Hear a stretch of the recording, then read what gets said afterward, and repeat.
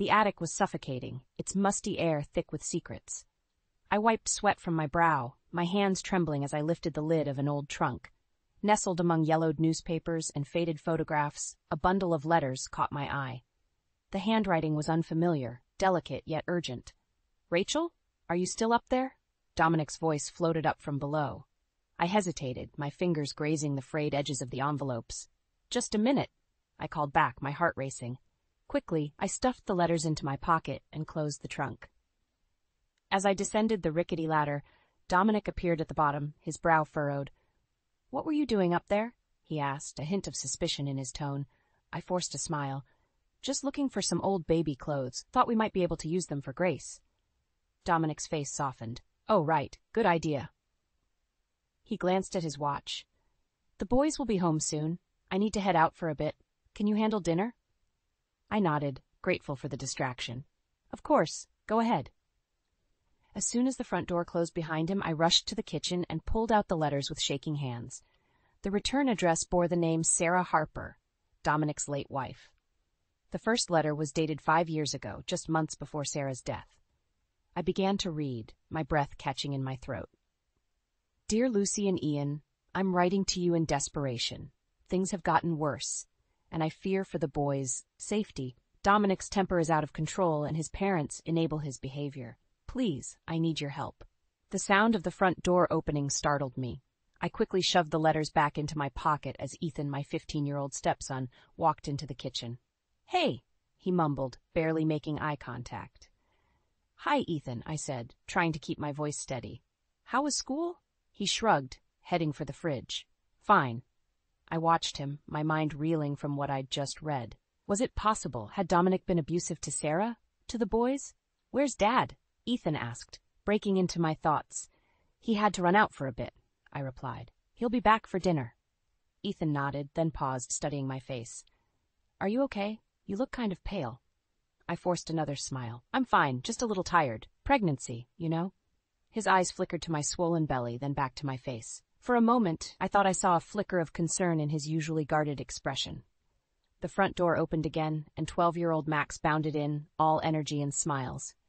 "Rachel, can we have pizza for dinner?" I laughed, grateful for the distraction. "Not tonight, buddy. How about spaghetti?" As I busied myself with dinner preparations, my mind raced. What other secrets did those letters hold? And what was I going to do with this information? The sound of a car in the driveway made my stomach clench. Dominic was home. I heard his parents' voices as well. Beverly and Carl must have come for dinner. "Rachel?" Beverly's shrill voice called out. "Where are you hiding?" I took a deep breath, steeling myself for the evening ahead. As I turned to greet them, my hand unconsciously went to my pocket, feeling the weight of Sarah's letters against my hip. "In the kitchen!" I called back, my voice steadier than I felt. Whatever these letters revealed, I knew one thing for certain. Nothing in this family would ever be the same again. I stood in front of the bathroom mirror, my hands resting on my swollen belly. 6 months pregnant, and I still couldn't believe it. A mix of joy and anxiety swirled inside me, much like the baby kicking beneath my palms. "Rachel?" Max's voice called from the hallway. "Can I come in?" I opened the door to find my younger stepson, his face bright with excitement. "Look what I made in art class," he thrust a clay figurine towards me. "It's beautiful, Max," I said, admiring the misshapen but lovingly crafted sculpture. "Is it for the baby?" He nodded eagerly. "Do you think she'll like it?" "She'll love it," I assured him, ruffling his hair. Max's acceptance had been a balm to my soul these past months, a stark contrast to Ethan's cold shoulder. As if summoned by my thoughts, Ethan appeared in the doorway, his face a mask of indifference. "Dad wants to know if dinner's ready," I sighed, glancing at my watch. "I'll be down in a minute. Can you set the table, please?" Ethan shrugged and turned away without a word. Max gave me an apologetic look before scampering after his brother. Downstairs, I found Dominic in his study, buried in paperwork. "Honey," I said, knocking gently on the open door. "Dinner's almost ready." He looked up, distracted. "Oh, right. I'll be there in a sec." I hesitated, then plunged ahead. I was thinking, maybe we could tell the boys about the baby tonight? Dominic's brow furrowed. "Are you sure that's a good idea? Ethan's still adjusting to everything." "It's been over a year, Dominic," I said, frustration creeping into my voice. And I'm showing. We can't keep it a secret much longer. He sighed, rubbing his temples. Fine, we'll tell them after dinner. The meal was a tense affair, with Ethan pushing food around his plate and Max trying to fill the silence with chatter about school. As we cleared the dishes, Dominic cleared his throat. Boys, Rachel and I have some news, he began. Ethan's head snapped up, his eyes narrowing. Max looked between us, curiosity written across his face. We're going to have a baby, I said, my hand instinctively moving to my belly. You're going to have a little sister. Max's face lit up. Really? That's awesome. He jumped up to hug me, nearly knocking me off balance. Ethan, however, remained stone-faced. Congratulations, he said flatly, pushing back from the table. May I be excused? Ethan, wait, Dominic called, but the boy was already halfway up the stairs. I felt tears pricking at my eyes. I'll go talk to him, I said, but Dominic shook his head. Let him cool off. I'll handle it later. But later never seemed to come with Dominic. As the weeks passed, the tension in the house grew thicker. Ethan retreated further into himself, while Max's excitement about the baby only seemed to widen the rift between the brothers. One afternoon I found myself alone in the house, the weight of Sarah's letters heavy in my mind. I hadn't dared read more since that first day, but now, with silence pressing in around me, I couldn't resist. I retrieved the bundle from its hiding place and began to read. Sarah's words painted a picture of a family in crisis. Dominic's temper, his parents' interference, her growing fear for her children's well-being. Tears streamed down my face as I read the final letter, dated just days before Sarah's death. If anything happens to me, she wrote, please, Lucy and Ian, take care of my boys. Don't let them forget that they're loved. The sound of the front door slamming jolted me back to reality. I quickly hid the letters as Ethan stormed into the kitchen. Ethan? I called, my voice shaky. Is everything okay? He whirled to face me, his eyes blazing with a mix of anger and pain I'd never seen before. Why do you care? He spat. You're not my mother. You're just the woman who's trying to replace her. His words hit me like a physical blow. As he stormed upstairs, I sank into a chair, one hand on my belly, the other clutching Sarah's letters. In that moment, I realized that the family I'd thought I was joining was built on a foundation of secrets and pain, and I was caught right in the middle of it all. The doorbell chimed, and my heart sank. Beverly and Carl were early as usual. I smoothed my dress over my 8-month belly and plastered on a smile. Rachel, darling! Beverly's saccharine voice grated on my nerves as she swept into the house. My, you're looking robust. I bit back a retort. Hello, Beverly. Carl, please, come in. Carl grunted, eyeing me critically. Where's Dominic? Still at work, I replied, leading them to the living room. He should be home soon. Beverly sked. Working so late with a baby on the way? I hope you're not putting too much pressure on him, Rachel. I clenched my jaw. Dominic makes his own choices. Of course he does, Beverly said, her tone dripping with condescension. Now, where are my grandsons? As if on cue, Max bounded down the stairs. Grandma! Grandpa! He hugged them both, then turned to me. Rachel, can I show them the nursery? Before I could answer, Beverly interjected. Oh, you've been helping with the nursery? How sweet. I'm sure Rachel appreciates any help she can get, being so inexperienced. I saw Max's face fall slightly. Actually, I said, forcing my voice to remain calm, Max has been a huge help. He's got quite an eye for design. Beverly's lips thinned. Well, isn't that lovely? Carl, why don't you go with Max? I'd like to have a little chat with Rachel. My stomach clenched as Carl and Max headed upstairs. Beverly turned to me, her eyes cold. Rachel, dear, we need to discuss your influence on this family. I steeled myself. What do you mean, Beverly? Well, she began, her voice sickly sweet, we've noticed some changes since you arrived. Ethan's become so withdrawn, and now Max is playing interior decorator. It's just not natural. Not natural? I echoed, disbelief coloring my tone. Dominic tells us you're encouraging the boys to express themselves, she continued. That's not how we raised Dominic. Men in this family are strong, not emotional. I felt my temper rising. And look how well that turned out, I snapped before I could stop myself. Beverly's eyes widened. I beg your pardon? The front door opened, saving me from having to respond. Dominic walked in, looking tired. Mom, what are you doing here? He asked, confusion evident in his voice. Beverly's demeanor changed instantly. "Oh, honey, we just came to check on you all. We're worried about the stress you're under." Dominic's brow furrowed. "What stress?" Beverly glanced pointedly at my belly. "Well, with the baby coming and Rachel clearly struggling to manage the household." "I'm not struggling," I interjected, but Dominic was already nodding. "It has been tough," he admitted, "but we're managing." I stared at him, hurt and anger warring inside me. "Dominic, can I speak with you in the kitchen?" Once alone, I rounded on him. "Why didn't you tell me your parents were coming?" He shrugged. "I forgot. What's the big deal?" "The big deal," I hissed, "is that your mother just spent the last 10 minutes criticizing everything about our life." Dominic sighed. "Rachel, you're overreacting. That's just how Mom is. And you just let her talk to me like that?" I felt tears pricking at my eyes. "Look," he said, his voice taking on an edge I'd never heard before. "My parents are important to me. If you can't handle them, maybe you need to try harder." I stepped back, shocked. "Try harder? Dominic, I've been trying since the day I moved in. But your parents hate me. Ethan can barely look at me, and you don't even see what's happening." "What's happening," he growled, "is that you're turning my family against me." The words hung in the air between us, heavy and final. I opened my mouth to respond, but a sharp pain in my abdomen made me gasp instead. Dominic's anger morphed into concern. "Rachel? What's wrong?" I clutched my belly, panic rising. I think the baby's coming." As Dominic rushed to call the hospital, I leaned against the counter, breathing heavily. Through the haze of pain, one thought crystallized in my mind. Something had to change, and soon. For my sake, for the boy's sake, and now, for my daughter's sake, too. The shrill cry of Grace pierced the early morning silence, jolting me awake. I stumbled out of bed, exhaustion weighing heavily on my bones. It had been 3 months since her dramatic arrival, and I felt like I hadn't slept since. As I cradled Grace, trying to soothe her, I caught sight of myself in the mirror. Dark circles under my eyes, hair a mess, and clothes that hadn't been changed in days. I barely recognized myself. "Rachel?" Dominic's voice called from downstairs. "My parents are here. Can you come down?" I froze, panic rising in my chest. Beverly and Carl were here? Now?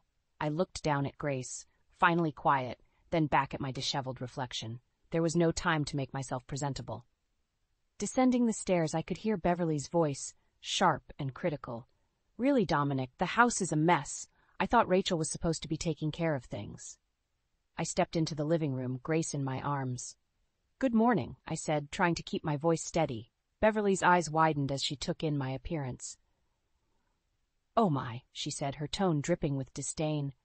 "Rachel, dear, you look, well, I suppose new motherhood isn't easy for everyone."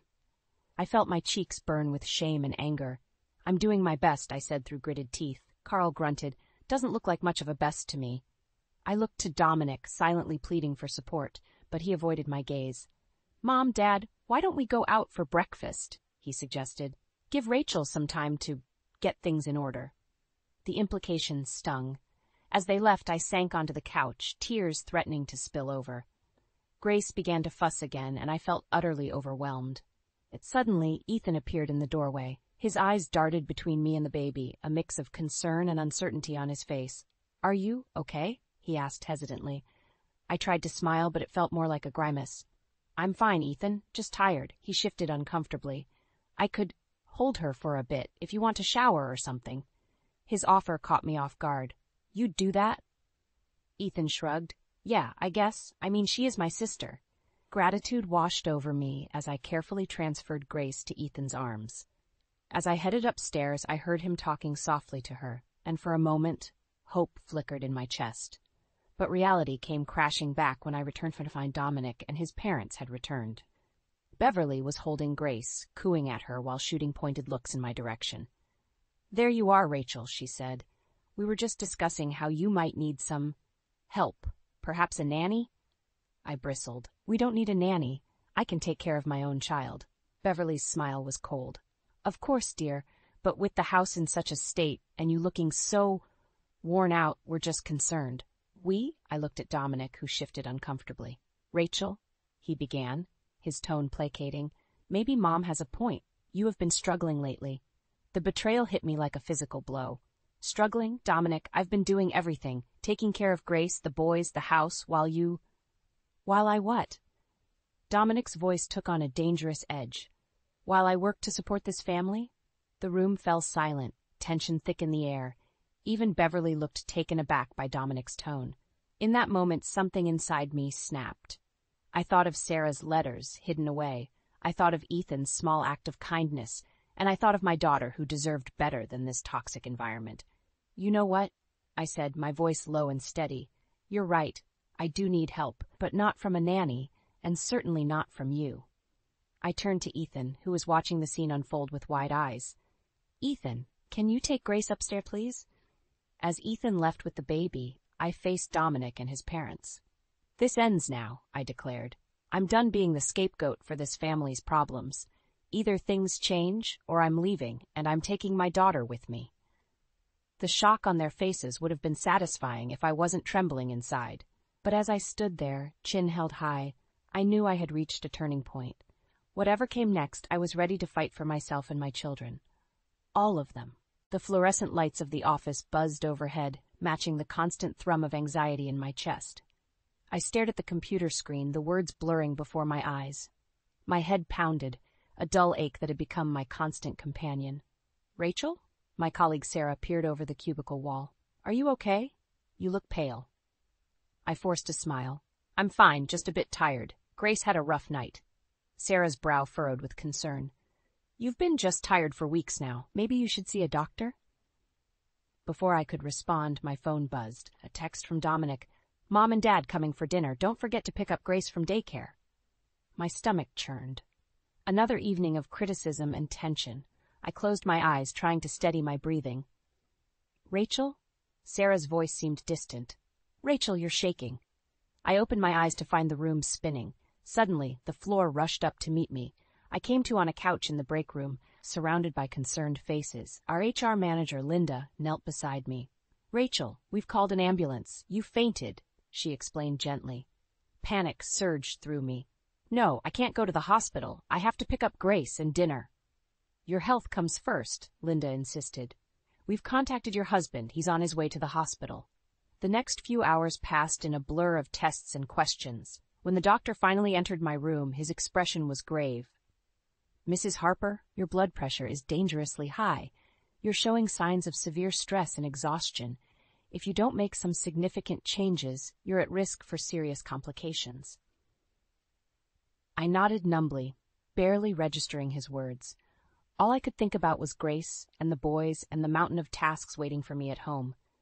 The door burst open, and Dominic rushed in, followed closely by Beverly and Carl. My heart sank at the sight of them. "Rachel, what happened?" Dominic demanded. "Why didn't you tell me you were sick?" Before I could answer, Beverly chimed in. "I knew she couldn't handle it all." "Dominic, this is what happens when you let a career woman try to run a household." Anger flared within me, cutting through the fog of exhaustion. "Excuse me?" Carl grunted. "Face it, girl. You bit off more than you could chew. It's time to admit you need help."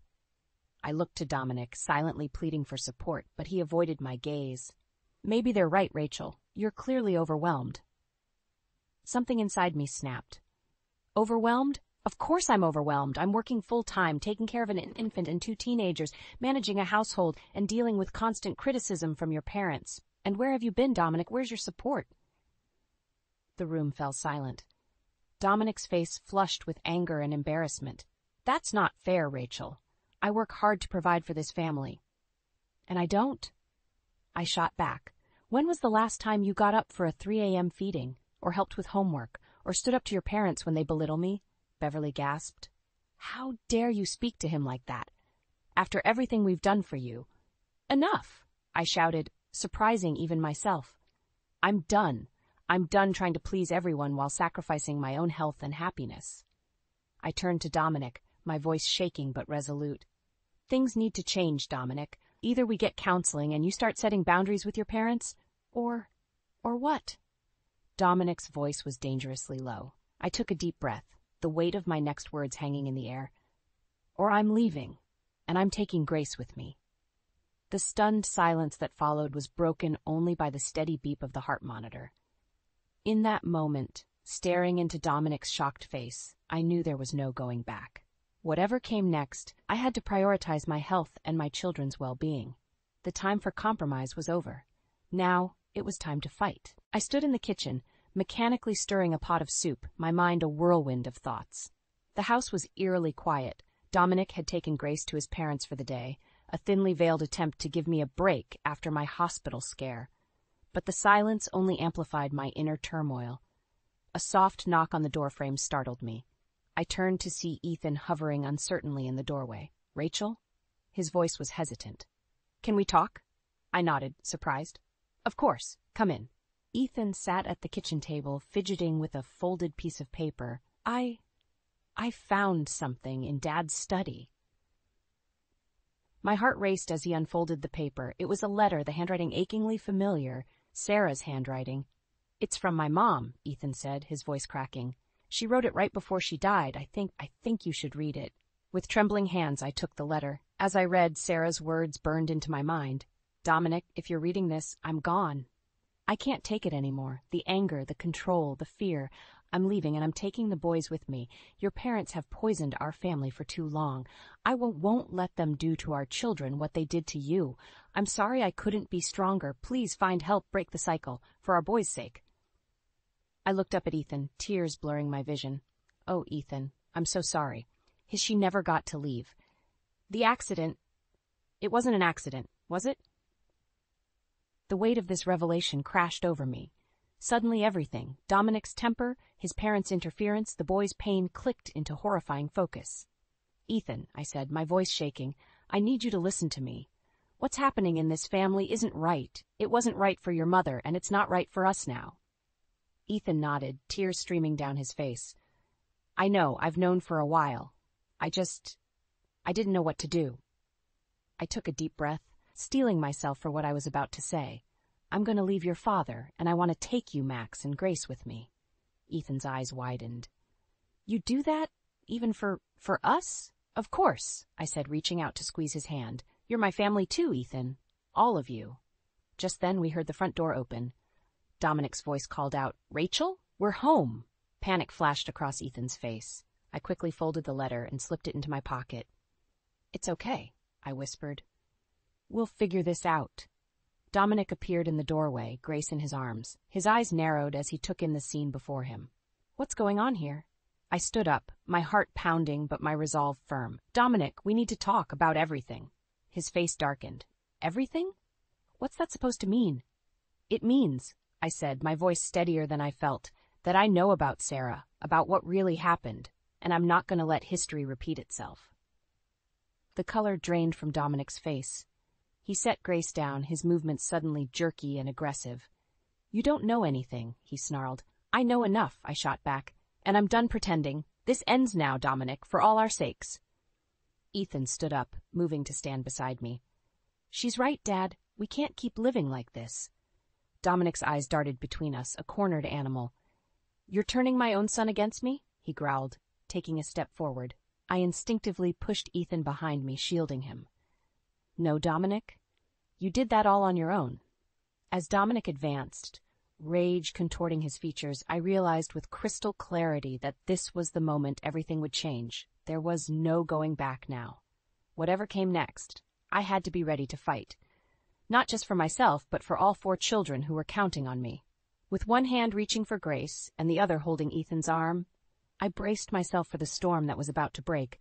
The words hung in the air, heavy and final. "I want a divorce, Dominic." His face contorted with rage, a vein pulsing in his forehead. "You what?" I stood my ground, heart racing but voice steady. "You heard me. I'm leaving, and I'm taking the children with me." Dominic's laugh was cold, mirthless. "You think you can just walk away? Take my kids?" "Our kids," I corrected. "And yes, I can. I will." His eyes darted to Ethan, who stood beside me, then to Max, who had appeared in the doorway, drawn by the commotion. "Boys," Dominic said, his voice dangerously calm, "go to your rooms, now." Neither moved. Max spoke up, his voice trembling but determined.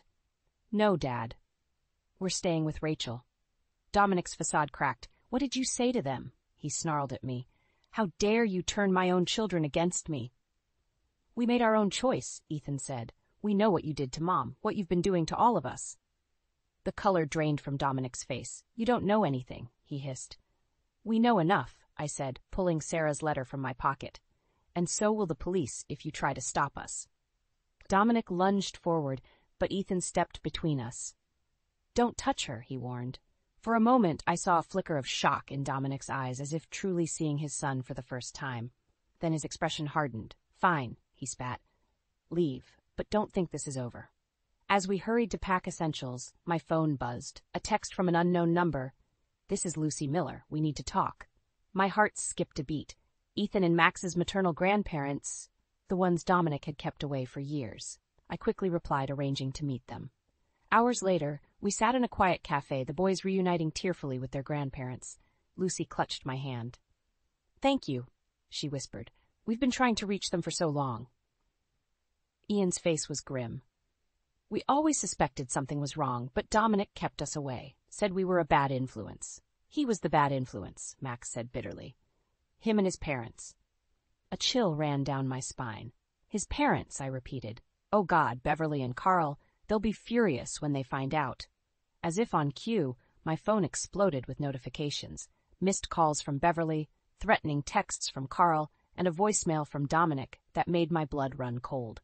"You think you've won?" His voice slurred, clearly drunk. "This isn't over. I'll take everything from you. The kids, the house, everything. You'll regret the day you crossed me, Rachel." I looked up at the concerned faces around me. "We need to go," I said urgently. "It's not safe here anymore." Lucy squeezed my hand. "Come stay with us. We have plenty of room and Dominic doesn't know where we live." As we drove to Lucy and Ian's house, my mind raced. How had it come to this? Running from the man I once loved with 4 children depending on me? Ethan's voice broke into my thoughts. "Rachel, are we going to be okay?" I met his eyes in the rearview mirror, seeing the fear and hope battling there. I thought of Sarah's letter, of the years of abuse and manipulation, of the strength it took to break free. "Yes," I said, my voice stronger than I felt. "We're going to be okay. It won't be easy, but we're together now, and we're going to fight for the life we deserve." As we pulled up to Lucy and Ian's house, I saw Beverly and Carl's car parked across the street. My heart plummeted. How had they found us so quickly? "Stay in the car?" I told the children, my voice tight with fear. "Lock the doors. I'll handle this." As I stepped out to face my in-laws, I knew this was it, the moment that would define our future. Everything was at stake, and I had to be ready for whatever came next. I stood on the porch, my heart pounding as Beverly and Carl approached. Behind me, I could hear Lucy and Ian ushering the children inside. "Where do you think you're going with our grandchildren?" Beverly's shrill voice cut through the air. I took a deep breath, steeling myself. "They're safe, Beverly. That's all that matters." Carl's face reddened. "You have no right to take them, Dominic." "Dominic lost that right," I interrupted, my voice steady. "And so did you." Just then, a car screeched to a halt behind them. Dominic stumbled out, his eyes wild with rage. "You," he snarled, pointing at me. "You've ruined everything." As he lurched towards me, Ethan burst out of the house, placing himself between us. "Stop right there, Dad," he warned. Dominic froze, shock momentarily replacing anger. "Ethan, what are you doing?" "Protecting my family," Ethan replied, his voice trembling but resolute. "The way you never did." Beverly gasped. "How dare you speak to your father that way?" "No," I said, stepping forward. "How dare you all treat these children like possessions instead of people? How dare you continue the cycle of abuse that nearly destroyed Sarah?" Carl's face paled. "What are you talking about?" I pulled out Sarah's letter, my hands shaking. "I know everything. About Sarah's plan to leave, about the accident that wasn't an accident, and so do the police." As if on cue, sirens wailed in the distance, growing closer. Dominic's face contorted with fury and fear. "You bitch," he spat. "You'll pay for this." He lunged forward, but Ethan was quicker. In a move that spoke of years of pent-up anger, he shoved his father back. Dominic stumbled, falling hard on the pavement. As the police cars pulled up, everything seemed to move in slow motion. Officers swarmed around us, separating Dominic and his parents from the rest of us. I watched as they were handcuffed and read their rights, feeling a strange mix of relief and sadness. Max appeared at my side, slipping his hand into mine. "Is it over?" he asked, his voice small. I squeezed his hand. "Yes, sweetheart, it's over." Hours later, after statements had been given and plans set in motion, we sat in Lucy and Ian's living room. Grace slept peacefully in my arms, while Ethan and Max leaned against me on either side. "What happens now?" Ethan asked, his voice heavy with exhaustion. I looked around at the faces of our newfound family, Lucy and Ian, beaming with joy at being reunited with their grandsons, the boys, finally free from the weight of secrets and fear, and little Grace, innocent and unaware of the seismic shift in our world. "Now," I said, my voice thick with emotion, "we heal. We build a new life, one filled with love and honesty and support." Lucy reached out, squeezing my hand. "You're not alone in this, Rachel. We're all here for you and the children." I felt tears welling up, but for the first time in years they were tears of relief and hope. "Thank you," I whispered. "All of you, for being brave, for standing up for what's right." As the evening wore on, plans were made. Lucy and Ian offered us a place to stay until we could get back on our feet. We talked about therapy, about legal proceedings, about rebuilding our lives. Later that night, as I tucked the children into bed, Ethan caught my hand. "Rachel," he said softly, "I'm sorry I was so hard on you before. You saved us, just like Mom tried to do." I felt my heart swell with love and pride. "Oh, Ethan," I said, pulling him into a hug, "you saved us too. We all did together." As I closed their bedroom door, I paused in the hallway, overwhelmed by the events of the day. The road ahead wouldn't be easy, but for the first time in years I felt hope blooming in my chest. We had broken free from the cycle of abuse and silence. We had chosen love over fear, truth over lies, and in doing so, we had found not just safety, but a true family, one built on trust, respect, and unconditional love.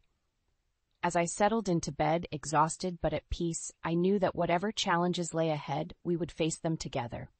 Our journey of healing had only just begun, but we were finally on the right path, and that, I realized, was the greatest victory of all.